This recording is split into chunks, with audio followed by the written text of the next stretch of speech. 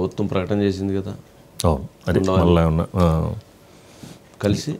కలిసి ఇంకేమన్నా కొద్దిగా మమ్మల్ని ఎక్స్క్యూజ్ చేయండి పండగ కాబట్టి అని ఆ విధంగా వెళ్ళి రేవంత్ రెడ్డి గారిని కలిసే ప్రయత్నాలు చేయబోతున్నట్టు తెలుస్తుంది. అలా చేస్తే ఎవరు పొరుగు పోయిద్ది?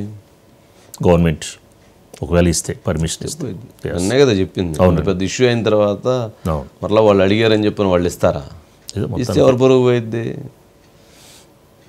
అది అంటే ప్రేక్షకుల వేలు ఉంచి వాళ్ళని ఏమైందండి, 6 గంటలకు సినిమా 4 గంటలకు బెనిఫిట్ షో చూడకపోతే 10 గంటలకు సినిమా థియేటర్ ఓపెన్ అయిన తర్వాత 10 గంటలకు చూస్తారు. వీళ్ళకి ప్రొడ్యూసర్స్కి లాభాల కోసం, ప్రొడ్యూసర్స్ కోసం పనిచేయాలా, ప్రజల ప్రాణాల కోసం పనిచేయాలని అడుగుతున్నారు కదా. అడుగుతున్నారు. సినిమా ఇండస్ట్రీ పెద్దలు కలవబోతున్నట్టు తెలుస్తుంది. అదే ఎక్కడ? రేవంత్ రెడ్డి గారిని రేపు. ఓం గారు, అజిత్ గారు ఉన్నారండి. అజిత్ గారు వంశీ గారు, గుడ్ ఈవినింగ్ అండి. గుడ్ ఈవినింగ్ అండి. ఏంటి మరలా పర్మిషన్ ఇస్తారా? అస్సలు ఇచ్చే అవకాశమే లేదు వంశీ గారు. ఎందుకంటే ఒకటి పుష్ప 2 ఇష్యూ, అదేవిధంగా అల్లు అర్జున్ వ్యవహారం మొత్తం కూడా కేవలం ఆ రోజుతోటి లేదంటే ఆ తొక్కిసలాటతోటి పరిమితం కాలేదు వంశీ గారు. వచ్చే కొంది పూర్తిగా అది వ్యవస్థల మధ్య యుద్ధంలాగా వెళ్ళిపోయింది. ముఖ్యంగా ఫస్ట్ తొక్కిసలాట, ఆ తొక్కిసలాట తర్వాత వెంటనే ఆ సాయంత్రం దాకా ఆయన రెస్పాండ్ అవ్వకపోవడము, ఆ తర్వాత ఇటు పోలీసులు యాక్షన్ తీసుకోవడము, అదేవిధంగా ఎఫ్ఐఆర్ నమోదు చేయడము, ఏ11 వరకు అల్లు అర్జున్ని A11గా ఎఫ్ఐఆర్లో నమోదు చేసిన తర్వాత అక్కడికి అరెస్టు సందర్భంగా వెళ్ళినప్పుడు పోలీసుల పట్ల ఆయన ప్రవర్తించిన తీరు, అదేవిధంగా ఆ తర్వాత ప్రెస్ కాన్ఫరెన్స్ పెట్టి తప్పు నాది కాదు పోలీసులదే అన్న ఒక ఇప్పుడు ఇస్తారంటారా? ప్రభుత్వం అసలు ఇచ్చే క్వశ్చనే లేదు వంశీ గారు. ఎందుకంటే దాంతో పాటు ప్రభుత్వాలు ఎన్నిసార్లు ఎన్ని మాటలు చెప్పి ఎన్ని మాటలు తప్పినవి. అలాగే ఇప్పుడు ఈ సంవత్సరం ఇవ్వకపోవచ్చేమో, మరలా వచ్చే సంవత్సరానికి మార్పు రావచ్చేమో. అంటే ఈ ప్రభుత్వం ఇవ్వకపోవచ్చేమో, వచ్చే ప్రభుత్వాలు ఇవ్వచ్చేమో. ఎందుకంటే రాజకీయ నాయకులకి సినిమా ఇండస్ట్రీకి ఉన్న సత్సంబంధాలు వ్యాపార, రాజకీయ, ఆర్థిక, కుటుంబ బంధుత్వాలతో సహా ఉన్నాయి కదా. మరి ప్రేమలు వాళ్ళ వైపు ఉంటాయి కానీ ఇటువైపు ఉండేది ఉండదు కదా. మరి సినిమా టిక్కెట్లు పెంచి ఏం చేశారు? చివరికి ఎవరికి బాధారు? అల్లు అర్జున్ సినిమా టిక్కెట్లు పెంచుకోమని పుష్ప 2కి ఇచ్చింది ఎవరు? ప్రభుత్వం. బెనిఫిట్ షోలు ఏమని చెప్పింది ఎవరు? ప్రభుత్వం. దీనివల్ల ఎవరు నడ్డి విరిచారు? ఎవరిని బాధించారు? ఎవరైతే అభిమానులు ఉన్నారో అభిమానుల నడ్డే విరిగింది. అభిమానులకే జేబులకి ఇదైంది సార్. వాళ్ళు ప్రేమతోనో ఆప్యాయతతోనో సినిమా చూడాలనేటువంటి దృక్పథంతోటో బెనిఫిట్ షోలకి వెళ్ళారు. అంటే 6 గంటలకు చూడాల్సిన 10:30కు చూడాల్సిన సినిమా 4 గంటలకో 6 గంటలకో చూస్తే ఏంటి అజిత్ గారు? ఏంటి ఆ 3 గంటల్లో వచ్చేటువంటి ఆ ప్రచండమైనటువంటి ఏం జరిగిద్ది అంటారు? నాకు ఏం అర్థం కావాలా. అది ఇక ఆ సినిమా ఫ్యాన్స్కి సంబంధించే తెలుసు కానీ అంటే ఇది ఓవర్ పబ్లిసిటీ కూడా వంశీ గారు. అంటే పదే బెనిఫిట్ షో, సినిమా హీరో అక్కడికి వస్తున్నాడు, ఇలాంటివన్నీ కూడా హీరో వస్తున్నాడు కాబట్టి హీరోతో పాటు మేము సినిమా చూసాము అని అనిపించుకోవడానికి ఇలాంటివి కొన్ని వంశీ గారు. అంటే ఇవి ఎక్కడా కూడా సైంటిఫిక్ లాజిక్ అందవు, కానీ అదొక రకమైన సైకో ఫ్యాన్సీ అంటారు కదా వంశీ గారు. సైకో ఫ్యాన్సీ అంటారు వంశీ గారు. అంటే ఒక మాస్ ఆ సైకో ఫ్యాన్సీ వ్యవహారాలన్నీ ఉంటాయి తప్పితే ఎక్కడా కూడా లాజికల్గా చూస్తే ఏం కాదు వంశీ గారు. కానీ స్వయంగా హీరోతో పాటు పవన్ కళ్యాణ్ గారు చెప్తా ఉన్నారు, మీరు సినిమాల హీరోలు మోజులో పడొద్దు, మేము నటిస్తాం అంతవరకే. మీరు నిజ జీవితంలో జరుగుతున్నటువంటి వాళ్ళని, నిజ జీవితంలో పోరాడుతున్నటువంటి వాళ్ళని, నిజ జీవితంలో హీరోలను మీరు గుర్తించండి. మీ తండ్రిని మీరు హీరోగా భావించండి, లేక మీ మాస్టర్ని మీరు హీరోగా భావించండి అని పాపం ఆయన చెప్తున్నాడు ఈ మధ్య పదే చెప్తున్నారు. మేము కాదు, మాకు డబ్బు రియల్ హీరోస్ అని పాపం ఆయన పదే చెప్తున్నట్లున్నారు. చెప్పండి.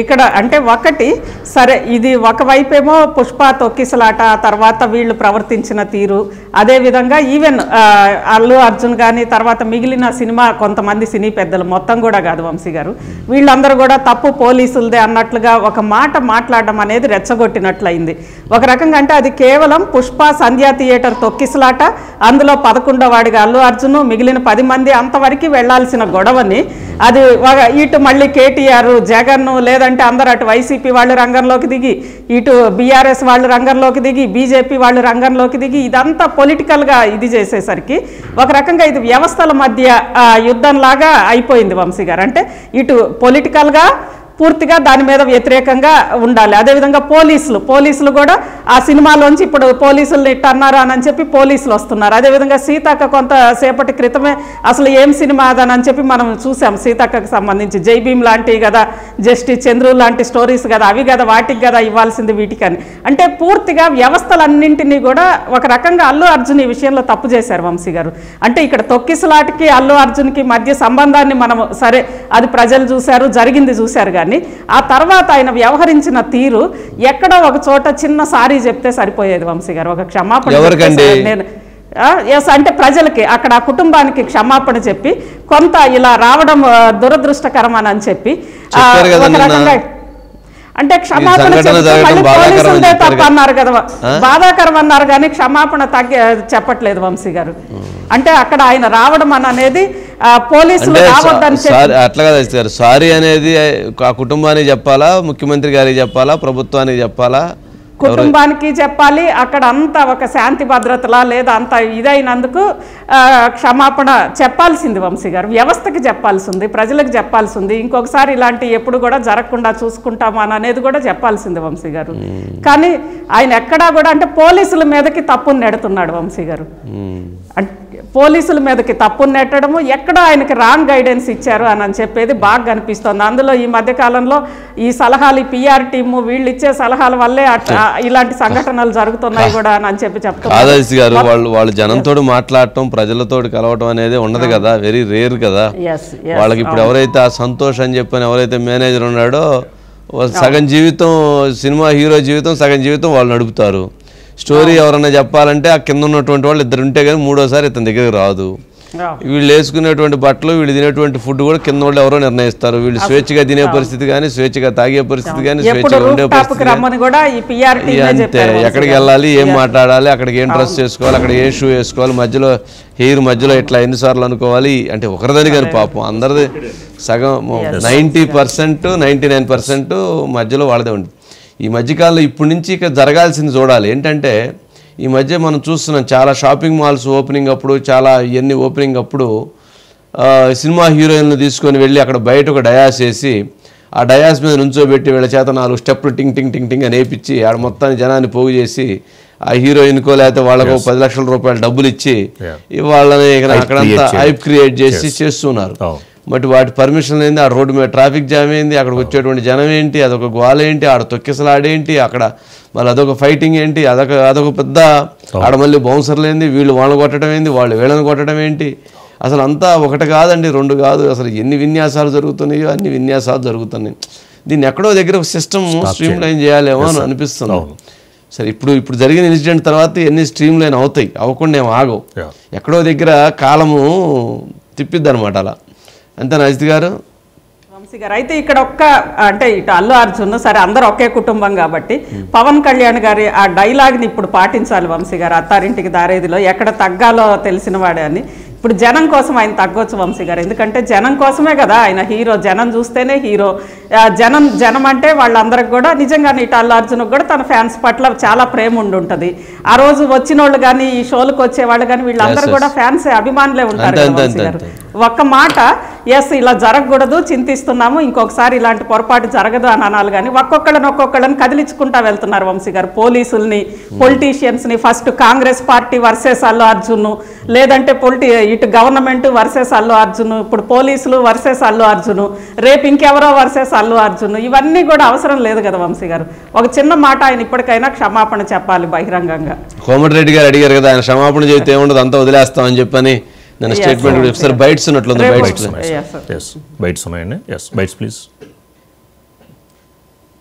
ముందు చూస్తున్నాం పోయిన 3-4 ఇయర్స్ నుంచి కూడా అది ఒక పీక్ లెవెల్కి వచ్చిందండి. ఇప్పుడు అంటే ఒక 1000 రూపాయల టికెట్ అనేసరికి ఆడియన్స్ ఒక 2-3 డేస్ దాకా 1000 రూపాయల టికెట్ అనే మాట వ్యక్తం చేశారు థియేటర్లలో. సో దానివల్ల ఎంతో మంది ఆడియన్స్ రాలేదేమో అనే భావన అయితే క్లియర్ గా ఉంది. No doubt Pushpa movie was a hit, but field లో మాకు తెలుసు ఒక 40 మంది థియేటర్లలో మాట్లాడుతున్నాము, ఆడియన్స్ కి రేట్ ఎంత ఉందో తెలియకుండా సతమతం అయ్యి కన్ఫ్యూజ్ అయిపోయి కూడా ఉన్నాయి. సో ఇది ఒక లెవెల్ కి రావాలనేసి ఎన్నో నెలల నుంచి కూడా both the chambers have been asking standard rates fix చేయండి. అల్లు అర్జున్ని మేము డిఫేమ్ చేస్తున్నాం, మేము అల్లు అర్జున్ చెప్పడం తప్పు. ఆ విధంగా మాట్లాడడం ఇట్లా మాటలు వస్తున్నాయి మీకు అర్థమవుతలేదు. మేము ఎవరిని తప్పు పడుతున్నాం ఇక్కడ. చెప్పినప్పుడు పోలేదని చెప్పి వాళ్ళు దానికి సమాధానం చెప్పండి. దాన్ని మీరు గౌరవంతులు కొండంతలుగా చేసి విపరీతంగా మాట్లాడద్దు.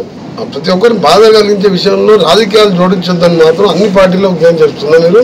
మీరు అల్లు అర్జున్ సపోర్ట్ చేసి మీరు అల్లు అర్జున్ గారు వాళ్ళన్నా వాళ్ళ ఫాదర్ అన్నా వాళ్ళ మూవీ అడిగినప్పుడు కూడా మేము అన్ని ఫెసిలిటీస్ ఇచ్చినాం, అన్ని బెనిఫిట్స్ ఇచ్చినాం.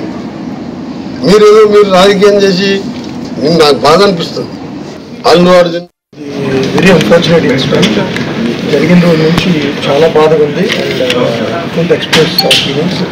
తర్వాత అందుకనే రేవతి గారు చనిపోవడం big loss for the family. బాబుని చూడటానికి వచ్చా and is recovering, but doctors are doing their best for the recovery and we want to support the family. So సహాయంగా చెక్ గారు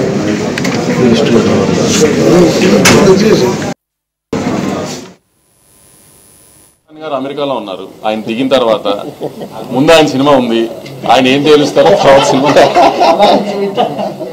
సీఎం గారు చెప్పేశారు. ఓకే, ఇప్పుడు ఎఫ్డీసీ చైర్మన్ గారి సినిమా నాకంటే ముందుంది, ఆయన ఏం తేలుస్తారో మాది అదే కదా మ్యామ్. అదే అంటున్నాను కదా మ్యామ్, దిల్ రాజు గారు హైదరాబాద్ వచ్చిన తర్వాత ఒకసారి అందరం కలిసి డిసైడ్ చేసి దెన్ ఎలా విల్ టేక్ ఇట్ ఫార్వర్డ్ అనేది చూడాలి. ఇంకా కళ్యాణ్ గారు పవర్లోకి వచ్చిన తర్వాత ఫస్ట్ మీటింగే పిలిచినప్పుడు అందరికీ చెప్పారు, ఇండస్ట్రీకి నా సైడ్ నుంచి మన ఏపీ గవర్నమెంట్ సైడ్ నుంచి ఫుల్ సపోర్ట్ ఉంటుంది అని సార్ రిప్రజెంట్ చేసి మాకు చెప్పేశారు. సో అప్పటి నుంచి మీరు చూస్తున్నారు కదా, అప్పటి నుంచి రిలీజ్ అయిన సినిమా అన్నిటికీ గవర్నమెంట్ సైడ్ నుంచి సపోర్ట్ ఎలా ఉంటుందో, సో ఆ సపోర్ట్ అలానే ఉంటుంది ఎప్పుడు అని వీఆర్ హోపింగ్.